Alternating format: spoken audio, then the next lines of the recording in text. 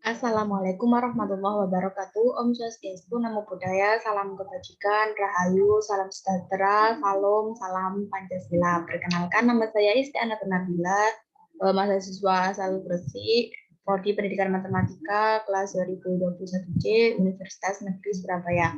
Nah, kali ini kita membahas seputar Pancasila sebagai paradigma pembangunan bangsa. Capaian apa aja sih?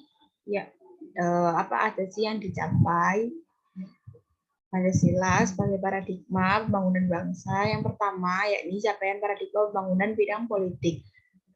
Nah, Pancasila dalam pembangunan politik harus dapat meningkatkan harkat dan martabat manusia dalam menempatkan kekuasaan tertinggi adalah dari rakyat, oleh rakyat, dan untuk rakyat, di mana sistem politik Indonesia yang sesuai dengan Pancasila sebagai paradigma adalah sistem politik demokrasi.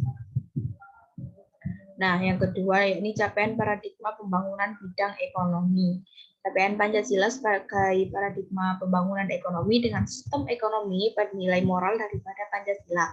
Secara khusus, sistem ekonomi harus didasarkan pada dasar moralitas ketuhanan pada sila pertama Pancasila dan kemanusiaan pada sila kedua Pancasila yang menghasilkan sistem ekonomi berberi kemanusiaan. Kemudian yang ketiga, capaian paradigma pembangunan bidang sosial budaya. Pancasila ini bersifat humanistik karena memang Pancasila bertolak dari hakikat dan kedudukan kodrat manusia sendiri. Hak budaya community dapat sebagai perantara atau penghubung atau penengah antara hak negara dan hak asasi individu.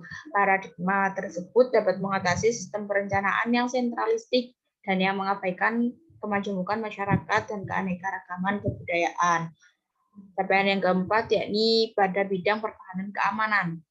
Sistem pertahanan dan keamanan Indonesia disebut Sistem Pertahanan dan Keamanan Rakyat Semesta atau SISHANKAMRATA yang mengikut sertakan seluruh komponen bangsa seperti warga, wilayah, dan sumber daya nasional.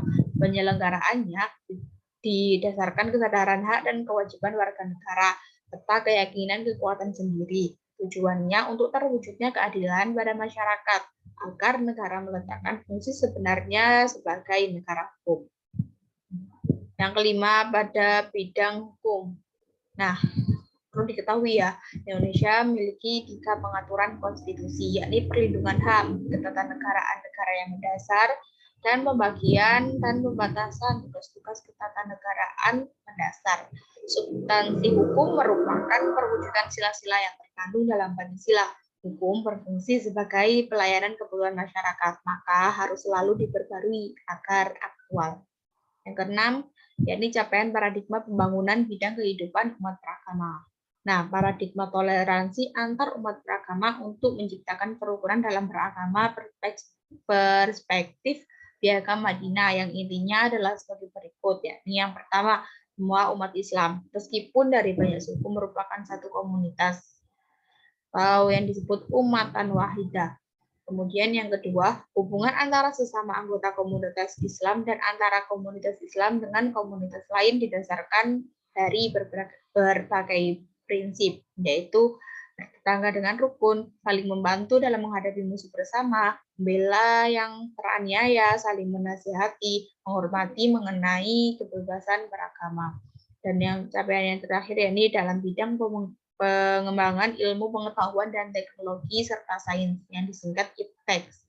IPTEX pada hakikatnya merupakan sesuatu hasil kreativitas rohani manusia.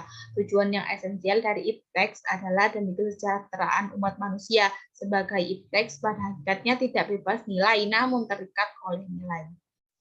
Dan yang terakhir yakni mekanisme atau prosedur perumusan rencana pembangunan jangka menengah nasional.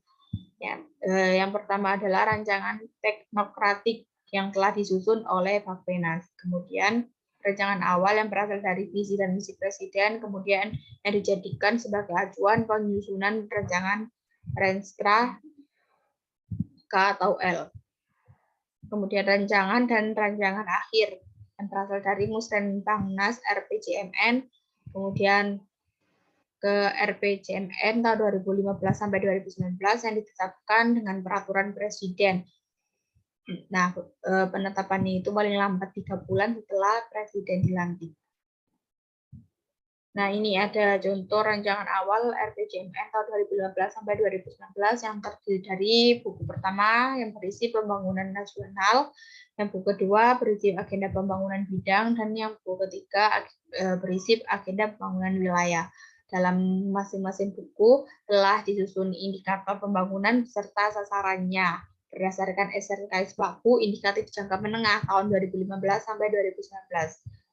Yang kemudian telah disampaikan sebagai bahan pembahasan kepada yakni yang pertama seluruh kementerian atau lembaga Rakor Bankpus 25 November 2014 dan seluruh provinsi dalam rangkaian Musrenbang regional tanggal 6 sampai dengan tanggal 15 Desember 2014. Kemudian yang ketiga, rancangan awal akan dipertajam dengan satu, hasil finalisasi Resort Envelope jangka menengah tahun 2015 sampai 2019 Menteri Keuangan. Yang kedua, hasil pembahasan dengan kementerian atau lembaga dan pemerintah daerah. Yang ketiga, mempertimbangkan sumber pendanaan dari APBN, APBD, BUMN, dan swasta. Nah, sekian pembahasan kita mengenai Pancasila sebagai paradigma bangsa dan negara Indonesia. Mudah-mudahan bisa dimengerti ya teman-teman. Mungkin apabila ada pertanyaan bisa diketik di kolom komentar. Terima kasih telah menyaksikan. Wassalamualaikum warahmatullahi wabarakatuh. Om Swastiastu, Namo Buddhaya, salam kebajikan, rahayu, salam sejahtera, salam Pancasila.